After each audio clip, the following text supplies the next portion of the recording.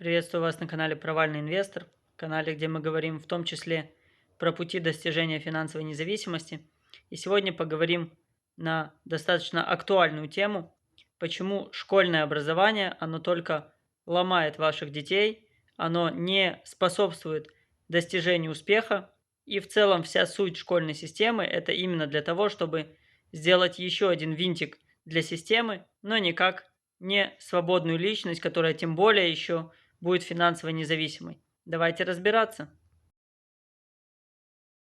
Над этим вопросом я начал задумываться еще давно, когда я пытался проанализировать, а в чем, собственно говоря, суть моего образования, насколько оно полезно, что оно мне дало и так далее. Я в целом люблю анализировать все, что со мной происходит, и на самом деле я пришел к очень неожиданным результатам, даже несмотря на то, что в целом у меня в основном не только светское образование, у меня есть еще и религиозное образование, но именно система светского образования, к ней у меня возникает все больше и больше вопросов, особенно по мере моего продвижения по жизни, насколько я могу использовать данное образование для достижения финансового результата, финансовой независимости, к которой я так стремлюсь. И тут у меня начали возникать очень много вопросов насчет его эффективности. Поэтому давайте потихоньку будем разбираться, насколько действительно обычное образование, о котором мы говорим, школа, университет, но в основном на самом деле школа, нужно и какая действительно истинная суть и потребность для государства. И первая мысль, которая мне пришла в голову после долгих рассуждений, что система школьного образования, ее основная суть является далеко не образовательная, а нужно освободить родителей для того, чтобы они могли выполнять свою функцию, скажем так, винтика в системе. Для этого нужно дать им возможность этих детей куда-то сплавить. Потому что понятное дело, что дети нужны. Для государства это новый ресурс, который будет работать в следующих поколениях. Но есть какой-то непродуктивный период, который нужно их чем-то занять. Поэтому на самом деле, почему так много предметов, которые нафиг никому не нужны? Сейчас, конечно, очень много учителей могут возразить, что их предмет самый нужный, но я могу сказать про себя. Я всегда был человек достаточно, скажем так, я любил поразмыслить на тему, что мне нужно, что мне не нужно, зачем я делаю какие-то вещи, даже когда был ребенком. И на самом деле, когда, допустим, вот у меня проблема с языками, так, я не знаю ни русский, ни украинский, ни любой другой язык на том уровне, на котором надо его знать, у меня всегда были там двойки, в общем. Математика, вот это как бы для меня всегда было понятно зачем. Честно говоря, зачем мне нужен там русский язык, я до сих пор не понимаю. Тем более я не понимаю, зачем мне нужна русская литература там и так далее. Ну и украинская литература, любая литература, я не очень понимаю, зачем мне эта ерунда нужна. Может, кто-то считает, что это самое полезное в его жизни, как по мне, это абсолютно не имеет ничего. По крайней мере, я до сих пор не нашел способа на этом заработать, скажем так.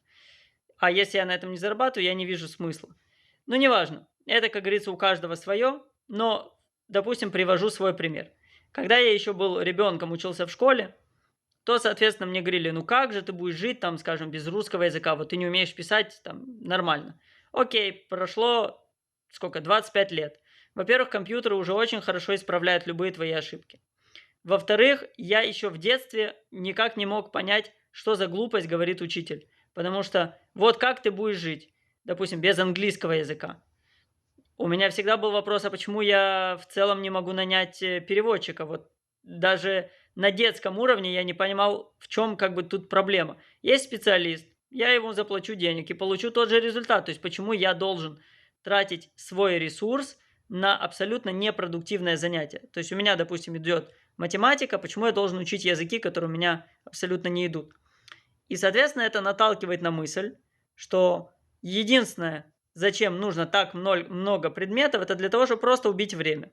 Потому что есть ребенок, которого надо занять, скажем, там на сколько, 12 лет, ну, в разной системе образования по-разному, чтобы родители могли использовать свой потенциал для того, чтобы отдать его в систему государственного труда, скажем так.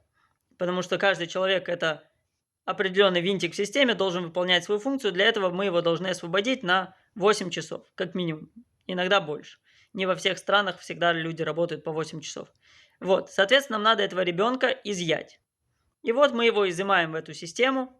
Ну и, соответственно, там на самом деле уже не важно, что он изучает, главное, чтобы он был занят.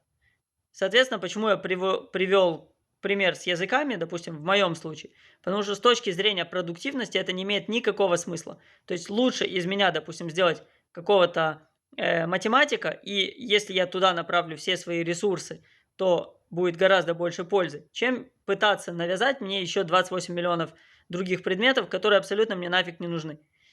Теперь, понятное дело, можно сказать, что ребенок не знает, что ему надо, что не надо, но на самом деле нормальные, скажем так, нормальные обычные дети, по ним можно увидеть, что им дается, что им не дается, даже в каком-то небольшом возрасте, и направить его туда конкретно, где его скиллы максимально проявляются.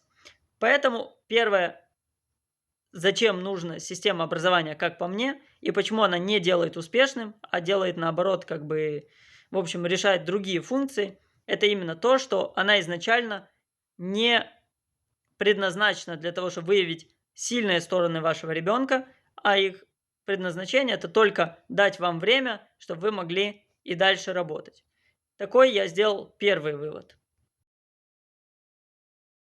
Второй вывод, который я сделал, это что, видимо, государство не заинтересовано в максимальной продуктивности системы образования, для того, чтобы его конвертировать в максимально продуктивный труд. Объясню, что я имею в виду. Мы немножко затронули в первом слоте, что государство вливает абсолютно однородную информацию всем детям. Можно сколько угодно говорить, что это имеет смысл, но с точки зрения экономического влияния это абсолютно глупость. Почему? Потому что у каждой профессии есть разная добавочная стоимость. И если бы мы хотели получить максимальную добавочную стоимость, то я как экономист вижу это очень четко, то мы бы немножко по-другому все это выстраивали. Мы бы изначально, допустим, просеивали детей на категорию, у кого какая способность, делали из него специалиста в той отрасли, в которой он может быть специалистом. Потому что глупо использовать трактор для того, чтобы копать там, где можно выкопать лопатой и так далее. В общем, это абсолютно неэффективно. И поэтому, когда мы вливаем всем однородную информацию, то, видимо, мы преследуем немножко другую цель. А именно сделать универсального такого солдата. Нам немножечко все равно, добьется он успеха или нет. То есть нам главное вымуштровать, засунуть в коробочку и, грубо говоря, отправить по конвейеру. Это плюс-минус то, как я вижу эту всю историю, потому что, опять же, мы понимаем, что разная профессия приносит разный добавочный продукт. И сколько бы мы ни говорили о том, что все профессии нужны, все профессии важны, но с точки зрения экономики, один человек всегда приносит больше, а другой всегда приносит меньше. И если мы видим, что у кого-то, скажем, способности там, управлять банковской системой, а мы ему вливаем, опять же, допустим, литературу, это просто моя больная история, вот, я просто не хочу выдумывать какие-то другие варианты. Вот, то, соответственно, это очень глупо, потому что в итоге из него там, я не знаю кто, литератор, учитель получится плохой, но банкира мы из него тоже можем не сделать. И, соответственно, мы теряем весь потенциал, который заложен в данного ребенка. Соответственно, возникает уже вопрос. А я не думаю, что в государстве сидят какие-то глупые люди. То есть я никогда не думаю, что в системе находятся идиоты. Я думаю, что, видимо, цель какая-то другая. Соответственно, я прихожу к выводу, что цель изначально у системы образования это не дать вашему ребенку максимальную путевку в жизнь, не прокачать его самые сильные скиллы, а цель это сделать из него ограниченного универсального солдата, который подойдет под рамки данной системы. Тогда нужно понять, какие цели у данной системы. Третий фактор, который можно выделить, почему система образования изначально не хочет и не будет способствовать тому, чтобы ваш ребенок был успешный, это потому что успешные люди, они в целом не нужны государству в таком большом количестве, которое есть детей в каждом государстве. Объясню, что я имею в виду. Представьте себе человека, который вырастает. Он знает, в какой отрасли он специалист, он зарабатывает хорошие деньги. Почему государству это невыгодно? Потому что мотивация такого человека, она со временем будет снижаться. Есть даже исследования, которые показывают, что после определенного уровня достатка материальный стимул уже не является стимулом человека работать. В Америке пришли к выводу, что это 100 тысяч долларов в год.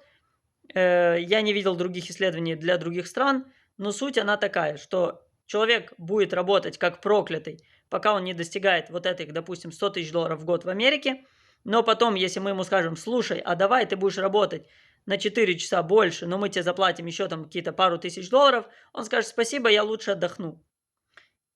И в этом кроется весь секрет, почему государству невыгодно, чтобы ваш ребенок был успешный, чтобы он был богатый и так далее. Потому что винтик в системе, который всегда может отказаться от того, чтобы быть винтиком в системе, никому не нужен. Иными словами, если мы сделаем из него высококачественного специалиста, то через какое-то время он заработает достаточное количество денег, и его мотивация к труду будет стремиться к нулю. Окей, может быть не совсем к нулю, это зависит иногда от человека, но, скажем так, она значительно уменьшится. Подумайте даже про себя. Если бы многие из вас обладали большим достатком, насколько бы они хотели каждый день выходить на работу. Допустим, могу сказать по себе, когда у меня достаток стал чуть выше, чем для меня было бы минимально необходимым, мой стимул к труду, он значительно уменьшился. И, допустим, на текущий момент у меня почасовка, то есть меня приглашают на работу, мне должны заплатить за каждый час моей работы. Соответственно, на текущий момент я даже уже замечаю, что иногда мне говорят, слушай, есть для тебя там где-то час работы, пожалуйста, приедь. Моя мотивация приехать на этот час, она идет все меньше и меньше, в зависимости от того, как много денег у меня есть. То есть я это даже четко прослеживаю по себе. И понятное дело, что для государства как системе это не подходит. Ну, представьте, завтра у вас половина страны не выходит на работу, потому что в целом у них все хорошо. А других систем мотивации у вас нет. Поэтому государство заинтересовано, чтобы люди были максимально необеспеченными, то есть, скажем так, выше, чем уровень выживания, но ниже, чем уровень вот этой мотивации. Я думаю, что кто захочет, тот поймет, о чем я говорю. То есть в этой системе, в этой рамке нужно вас держать. Потому что если вы упадете ниже, вы просто умрете, и это будет никому не выгодно. Но если вы подниметесь выше, вы уже не трудовой винтик. Поэтому говорить о том, что система образования заинтересована в том, чтобы ваш ребенок изначально выбился из этой системы, мы понимаем, что это никому не выгодно. И, соответственно, вся задача системы образования – дать вам достаточные условия проживания и труда для того, чтобы в этой системе вы где-то нашли себе место. Теперь вопрос, чего вы конкретно хотите, конечно, для своих детей. Но лично я, допустим, считаю, что вся моя, допустим, задача – это пробить вот эту верхнюю планку. У меня есть чем заняться помимо работы в этой жизни. И я думаю, что и другие люди, в принципе, были бы достаточно комфортно себя чувствовали, когда их не давила бы необходимость выходить на работу каждый день. И последний фактор, который я для себя выделил, почему государству выгодно, чтобы ваши дети никогда не были успешными, это чисто политический фактор. Людьми, которые не могут выбиться из вот того, что мы говорили в предыдущем разделе, из этой шкалы, когда с одной стороны человек не умирает с голоду, а с другой стороны он в принципе всегда остается зависим, такими людьми всегда выгоднее всего и легче управлять. Такой человек никогда особо не будет инакомыслящий, потому что его очень легко прижать к ногтю. Тот, кому нечего есть, ему всегда можно дать буханку хлеба, и он заткнется. Я думаю, что это очень хорошо понятно, особенно тем, кто проживает на территории стран СНГ. Там это прям работает идеально. И чем дальше вы от СНГ, тем больше это видно. Как людей просто специально держат в этой прослойке для того, чтобы можно было их быстро заткнуть, дать там пару копеек субсидии, тут дать буханку хлеба, там дать что-то бесплатное тоже, и человек хорошо затыкается и не занимается каким-то инакомыслием, как это называется, и не смотрит на какую-то другую сторону, и говорит, что везде, где не дают субсидии, там плохо. Я вот нахожусь в Арабских Эмиратах, здесь вообще нет такое понятия, как что-то бесплатное. Но я вам скажу, что здесь очень даже неплохо. Несмотря на то, что за все надо платить, абсолютно за все.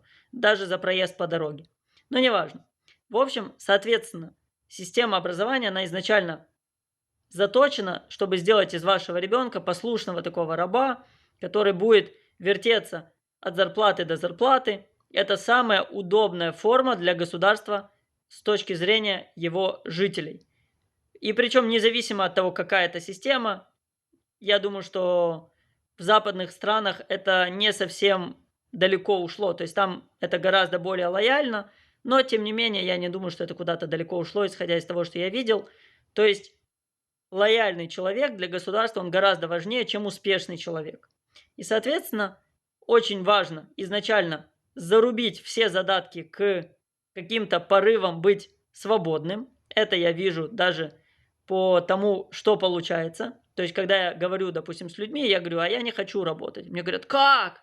Ты не хочешь работать? Это ж так плохо. Кто это все заложил в эту несчастную, бедную голову? Понятное дело, что это отчасти большая задача системы образования.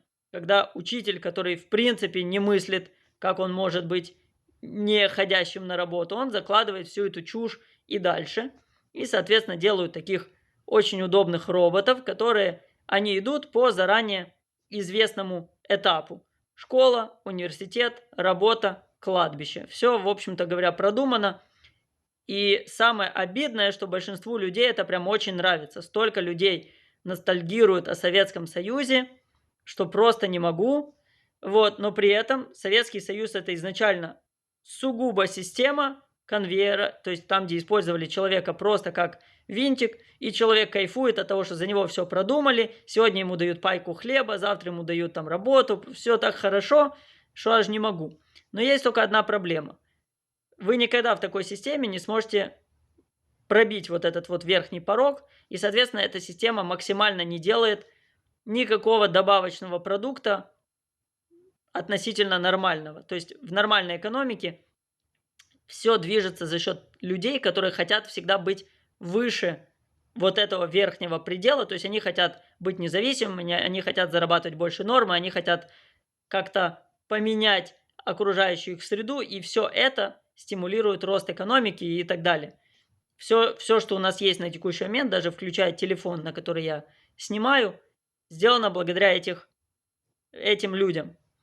И, соответственно, эта система, которая изначально призвана вас ограничить и посадить в коробку, она, в принципе, очень удобна для государства, делает лояльных таких слушателей, но максимально неэффективно с точки зрения экономики и с точки зрения достижения успеха.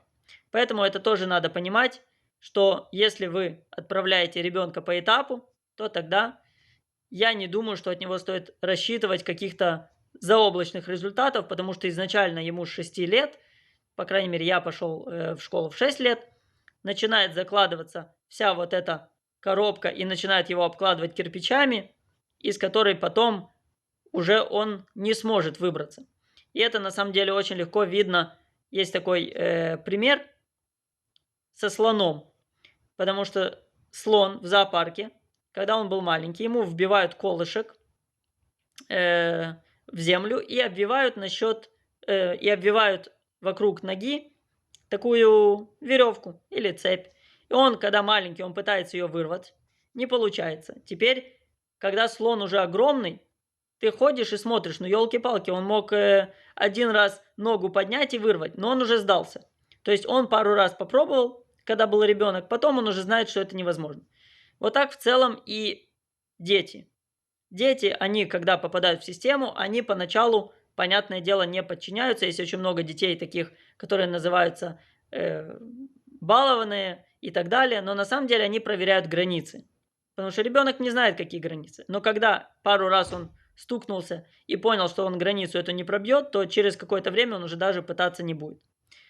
Я думаю, что вот такие факторы основные, которые я выделил, зачем вообще нужна система образования, почему она изначально не способствует успеху вашего ребенка.